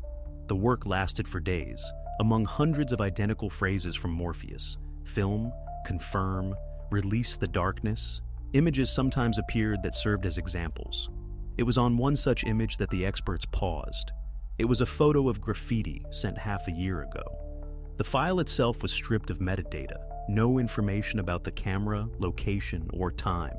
It seemed as if there was nothing to hold on to here either. But on closer inspection, they noticed a detail in the background, a small weather vane in the shape of a fish. At first, this seemed like a coincidence, but one of the detectives who had grown up in Ballinock immediately recognized this item. Such a weather vane stood on only one house in the town, an old two-story building on River Street, where a widow lived with her son. The fish on the roof was a kind of local landmark that dozens of people passed by, but few paid attention to. For someone who had known the town since childhood, this detail was an instant identifier. This discovery turned everything upside down. For the first time, the police had not an abstract conjecture, but a concrete point on the map. The photo that Morpheus had once sent in the chat pointed to a real location, and possibly to the one who hid behind the nickname. Now the investigations returned from the virtual space to the real town, where every step and every street could be checked. The house on River Street immediately became the crucial point for the investigators. Unassuming, old, with peeling plaster and rusted gates, it did not stand out from the other buildings on the street, but its roof was precisely crowned by that weather vane in the shape of a fish, which was visible in the photo sent by Morpheus in the chat. The detectives understood. The virtual shadow had connected with a real address for the first time. In this house lived Mrs. Riley, a widow who had lost her husband long ago and led a quiet, reclusive life. Neighbors knew her as a woman who barely left the house. She rarely went shopping. Usually neighbors or acquaintances brought her groceries. But her son raised far more questions. Cormac Riley. Almost no one in town knew him. Even those who had gone to school with him remembered him only vaguely. He was never in the spotlight, did not participate in school events, did not appear at sports games, and had no circles of friends. The police began to compile his biography. Cormac was born and grew up in Ballinock, attended St. Jude's, but, unlike many classmates, failed to gain admission to a university. The attempt to get a place at the computer science faculty in Cork failed. After that, he remained in his mother's house. He worked from home, technical support for a small IT company. The tasks were simple: help on the phone, set up remote access, answer emails. Officially, he didn't earn much, had no career successes. Instead, his entire life gradually shifted to the internet. Neighbors remembered. One could see him early in the morning, cycling to the coast, or late in the evening when he returned. But during the day, he almost always stayed at home. The light in his room on the second floor burned deep into the night. No one knew what he did during those hours. The detectives checked his past more closely. In school records, Cormac was listed as an average student. He did not stand out, neither for good nor for bad. But some teachers remembered him as very reserved, almost morbidly shy. One of the educators mentioned a case when, in the upper grades, he tried to make friends through computer games, but was met with ridicule. After that, he withdrew even further from others. For the investigators, a picture gradually came together. In real life, Cormac was a person without friends, without social ties, without prospects. But in the virtual space, he had all the tools to create a world in which he himself was the master. His skills were sufficient to use VPN, anonymous proxies, and encryption. In the town, he was a nobody, but on the net, he could become someone who was listened to and feared. Particularly disturbing was the temporal coincidence. The photo with the weather vane that Morpheus once sent to the players was clearly taken from the window or the yard of the house on River Street. There simply was no other place in Ballinock with such a detail. This meant only one thing: Cormac indeed had access to this location. As the investigators began to gather information about his daily life, new details came to light. His bicycle had mounts for a backpack and a cup holder. Neighbors remembered often seeing him with disposable cups from the daily grind. These memories matched the evidence found at the construction site. This meant that the police had another indirect piece of evidence. He could indeed have been the man who came there on that tragic day with a coffee in his hand. The deeper the investigators dug, the clearer it became. Morpheus was not a teenager and not a vengeful ex-boyfriend. He was an adult man, socially inconspicuous, but smart and reclusive enough to hide behind a screen for years. The figure had acquired a name and an address. Now, Morpheus was no longer an abstract legend of the net. The police had a concrete person, Cormac Riley, and the next step had to be to obtain a search warrant to look inside his house and check if the assumptions matched reality. After obtaining a search warrant, investigators arrived on River Street in the early morning. The house looked as it always did: dark curtains, peeling walls, silence. But inside, everything was different. When an elderly woman opened the door, he appeared right behind her, Cormac Riley. Pale, unshaven, in a worn-out t-shirt. It seemed as if he was not even surprised by the police visit. He looked straight ahead, but his eyes betrayed tiredness and mistrust. The search began quickly. The room on the second floor immediately drew attention. A computer with 2 monitors, cables, routers, stacks of CDs, and USB sticks. On the table, empty cups from the daily grind. Not 1 or 2, dozens. Packaged in bags, they became the first serious piece of evidence. Officers noted, forensic experts had seen exactly these types of cups at the construction site. Cormac remained calm for the first minutes. When the reason for the visit was explained to him, he merely shrugged. To the direct question about Dämmerung, he replied, "I don't know what you're talking about at all."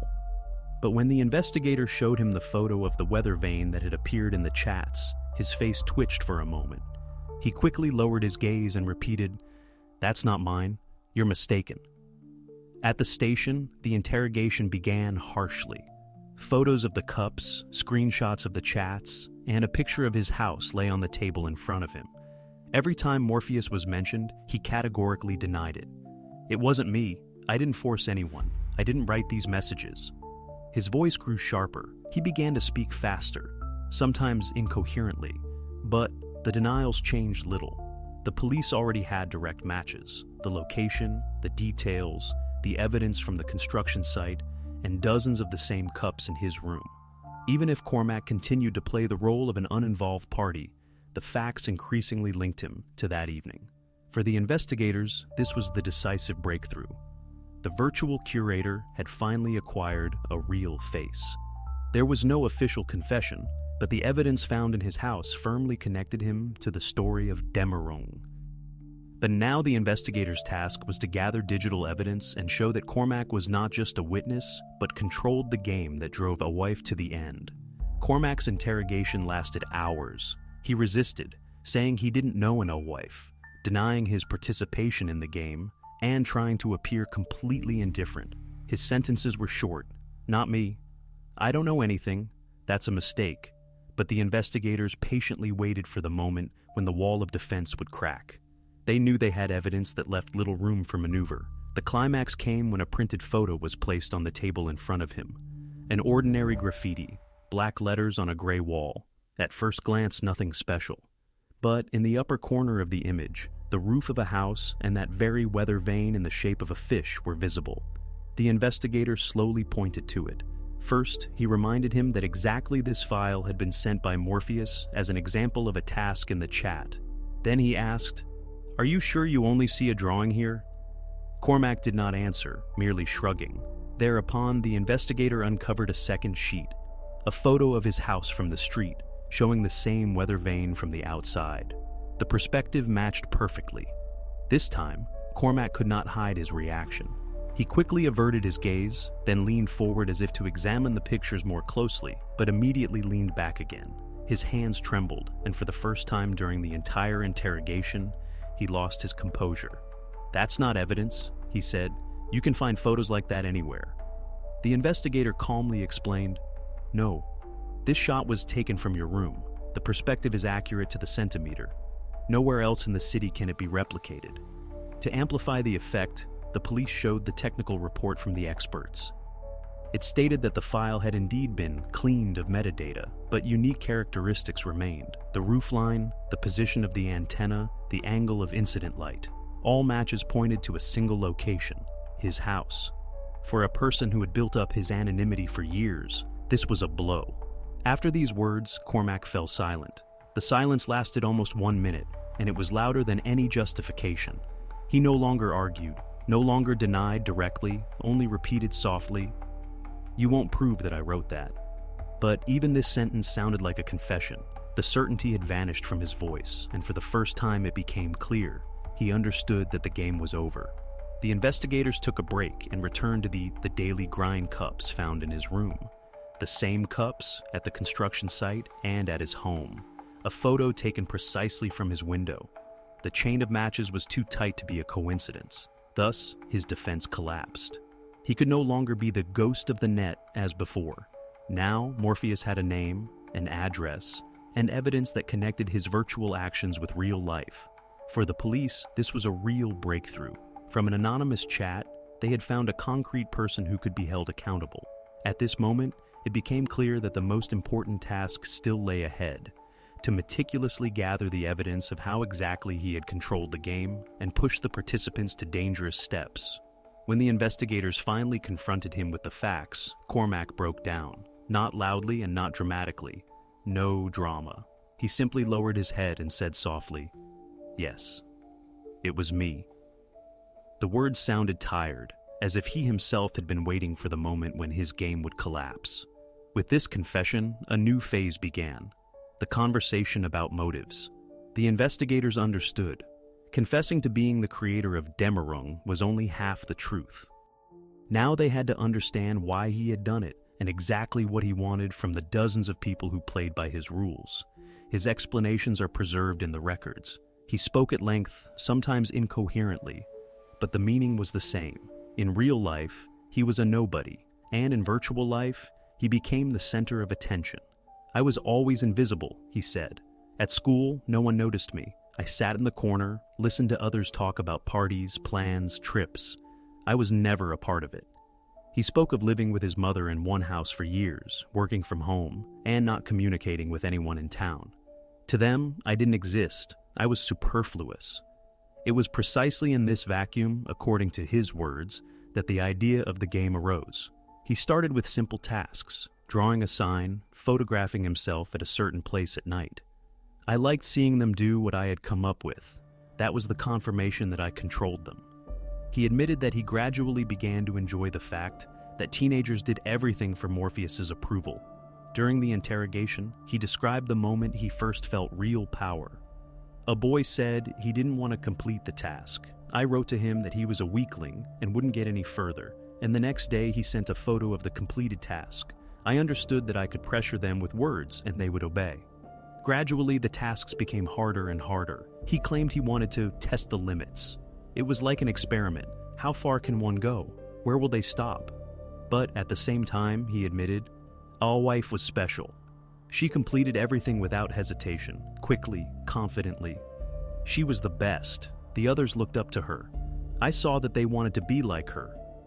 When it came to the final level, Cormac tried to justify himself. I didn't want her to go, he said. I thought she would get scared, that she would stop at the last moment. It was a test of loyalty. He repeatedly stated that he had not planned a tragic outcome. For him, in his words, it remained a game. Yet, there was a contradiction in his own words. He denied direct intent, but admitted that he deliberately pushed people into dangerous actions. I wanted to see the fear in their eyes. I wanted to know that I had a power I never possessed in life, he said. In the end, the investigation obtained the most important thing. Cormac Riley officially confessed that he was Morpheus, and that he had created Dämmerung. His motive was the desire to compensate for his own loneliness and insignificance through a feeling of control over others. But in doing so, he tried until the very end to shirk responsibility for the finale, claiming he had not wanted such an end. For the police, this confession was a turning point. The virtual game had a concrete perpetrator, and the investigation finally understood why all of this was created. It remained to gather the evidence so that his words would not remain empty, but would become an indictment in court. The investigators literally pieced together the mosaic of the evening of October 15th, minute by minute. To do this, they had to combine data from mobile providers, witness statements, surveillance cameras, and what Cormac himself had said during interrogations. All of this became a chronology that completely refuted his initial denials. At 1812, Aoif's phone left the home Wi-Fi network and registered movement towards the southern outskirts of Ballinock. She took a familiar route, through narrow alleys to the cliff, where the Ballinock Marina construction site had stood empty for several years. Along the way, she was seen by two witnesses, a neighbor she met at the grocery store and a driver who recognized her at the turn to the coastal road. Both confirmed that she appeared focused and was not on the phone. At the same time, at 1820, cameras on the main road captured Cormac's figure. He was riding his bicycle, a paper bag in his hands. As was later confirmed at the Daily Grind Cafe, the bag contained coffee. The baristas remembered him well, quiet, nervous, always with the same order. This visit took place only a few minutes before he headed south, in the same direction Aoif was going. Cormac admitted that he arrived at the construction site about 20 minutes later. He left his bicycle in the bushes behind the fence. Then he continued on foot and positioned himself behind a pile of concrete slabs from where he had a view of the central area. There, he witnessed Aoif's final actions. He saw her take her phone out of her pocket, open the screen, and spend a few minutes with it. Then she attached the rope to a metal pole. He recounted that at that moment, he had no intention of intervening because he considered it part of the game. When it was all over, he emerged from his hiding place. First, he went to her smartphone. Here, his actions no longer aligned with his own words about non-interference. He unlocked the device, opened the encrypted messenger, and deleted the chat history with the nickname Morpheus. After that, he opened the notes and wrote a short text. "I can't anymore. Forgive me." The investigators established this through a forensic examination. The creation time of the note did not match the other activities of the phone. Then he placed the device on the concrete block in such a way that it looked like a natural find. He finished his coffee and carelessly left the cup on the same block. This thoughtless gesture ultimately became his mistake. It was precisely what led the police to his house. After that, Cormac returned to his bicycle and left the construction site. At 19:05, his phone reconnected to the Wi-Fi in the house on River Street. Laptop data showed that he went online around 1920, opening emails and several websites to create the impression of a normal evening. For the investigators, this was a fully reconstructed chain. Aoif came to the construction site on Morpheus's instructions. Cormac observed from a hiding place, and then personally intervened in the scene to fake the appearance of a suicide. He did not merely observe, he deliberately deleted evidence and created a false version of events. Now, the police had a seamless chronology. Every step was confirmed. Her route by geolocation, his path by cameras, the cup as material evidence, the phone as digital evidence. Everything came together in a single line. The evening of October 15th was no longer a hazy mystery. The investigators knew exactly what Cormac Riley had done and understood that this reconstruction would be the central argument in court. The trial in the case of Cormac Riley began in the summer of 2020 and immediately became the most sensational event in the county. Ballinock is a small town where news spreads faster than seagulls over the bay. And this time, everyone discussed only one thing: what the verdict would be. In the courtroom, the atmosphere was tense from day one.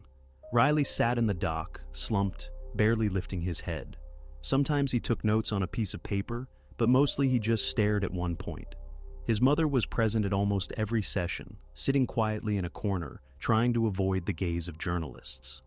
The prosecution built its argument harshly. Prosecutors presented chat logs that looked like a step-by-step textbook for psychological pressure. Unleash the darkness. You must prove your strength. A coward doesn't deserve to be part of the game. These sentences were repeated dozens of times in the courtroom. Experts explained, such formulations act as suggestion. They leave no choice, but only push to act. The prosecution emphasized, these were not random remarks, but systematic work aimed at subjugation. They also showed the technical evidence, the photo with the weather vane, taken from his room window. The deleted messages on Aoif's phone, which experts had recovered based on traces in the system. The coffee cups, found by the dozens in his house. Every piece of evidence confirmed. Cormac was not an uninvolved observer, but a person who step by step created the conditions for the tragedy. The defense painted a completely different picture. The lawyer admitted, yes, Riley had created the game, But he had never written direct commands. He didn't tell her, "Do this." He created an atmosphere, and an atmosphere is not a command, the lawyer said. According to the defense, Cormac wanted to feel significant, but did not expect his words to lead to a tragic end. He wanted to test the limits, he wanted to see a reaction, but he did not plan a tragedy. The court also heard from psychologists. They confirmed the game was structured as a system. It gave participants a sense of belonging while simultaneously breaking their resistance. For a teenager seeking recognition, it was practically impossible to refuse tasks. One expert said, "This is a classic example of manipulation. Here, direct commands are not needed. A correctly constructed environment is enough for a person to do what is expected of them." Special attention was paid to the reconstruction of the events of October 15th. A detailed report was presented to the court. Awife's route according to phone data, Riley's movement captured on cameras, his presence at the construction site, and his actions thereafter. This became the crucial point. Cormac not only controlled from the shadows, but also personally falsified the scene by deleting the chat history and leaving a note in the phone's records. When the defendant spoke, he again denied direct intent. "I didn't want her death," he said. "I thought she would get scared, that she would stop." But the words sounded weak in the face of the evidence. The court saw a man who consciously pushed participants into dangerous actions and watched without intervening. The verdict was read out for a long time. The judge began with an analysis of the evidence, digital traces, material evidence, confessions. Then he moved on to the legal classification. He emphasized that there were indeed no direct commands, but the entire game was structured as a system for inducing dangerous actions, and that the end was not a coincidence, but the result of this system. The verdict was unequivocal. Cormac Riley was found guilty of manslaughter through psychological pressure and incitement. The court imposed a sentence of 22 years imprisonment. Silence reigned in the courtroom. For the residents of Ballinock, this was a symbolic conclusion. A story that began as a rumor about a secret game ended with a strict decision of the law. From that moment on, Demerung ceased to be an urban legend. It became an official case, with protocols, evidence, and a verdict. Ballinock discussed every detail for a long time, but the end was clear. The puppeteer hiding behind the nickname Morpheus had received his punishment.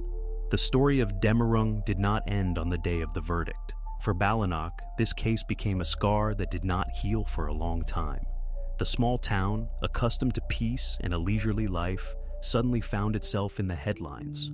Journalists came from all over the country, and for months the name Cormac Riley was mentioned more often than the name of the town itself. After the verdict was announced, St. Jude's School held a meeting with students and parents. The school administration admitted they had not recognized the extent of the problem. Many young people had participated in the game, but were afraid to admit that they had completed tasks. Psychologists worked for weeks with the classes, explaining that it was not their fault to feel pressure and fall for manipulation. Some participants in the game made anonymous statements, and their stories only confirmed Demerung had penetrated deeper than it first seemed. Awife's family did not appear at the court hearings until the end. They avoided the press, refused interviews. Neighbors said the house had become quiet, as if closed off to everyone. Her mother said only one sentence in a conversation with reporters: "We will never know what was going through her mind that evening." This remained their personal tragedy, into which no one had the right to intrude. For the town itself, the consequences were palpable everywhere. The abandoned Ballinock Marina construction site was surrounded by a high fence. Local teenagers no longer went there. The Daily Grind Cafe, where Cormac bought his cups, also changed. The baristas admitted that it was initially difficult for them to pour coffee into the same white cups that had become a piece of evidence. But the most important consequence was the fear of the internet. Parents demanded more control over the internet from schools and authorities. Newspapers reported on dozens of similar games across Europe, and Ballinock became an example of how easily virtual manipulation can penetrate real life. And yet, even after the verdict, one question remained open, which no one could truly answer. The last message on Awife's phone had been deleted. Experts confirmed it had existed, but its text could not be recovered. Perhaps it was an instruction from Morpheus. Perhaps they were her own words that no one will ever read again. So, a shadow of uncertainty remained in this case. And that is exactly what makes the story of Dämmerung a true crime story. There is a verdict, the culprit has been found. But we will never fully know what happened at the exact moment when the virtual game transitioned into reality.